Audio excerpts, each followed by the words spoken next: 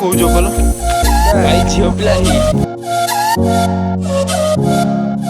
महापुरुषंकर पोड़ पिठा ये प्रसिद्ध। महापुरुष कहते माछ मु खाई मांस खाई आमिष मु खाई से जानले जे ये परम ब्रह्म दर्शक थिले आमे तांको चिन्हि पारलुनी से कहिथिले जे मु राजकुमार आमे एठिकार सेवक एठारे महापुरुष अरतिदासंकर समाधि माघ पृष्ठ पक्ष एकादशी तिथि रे होइथिला।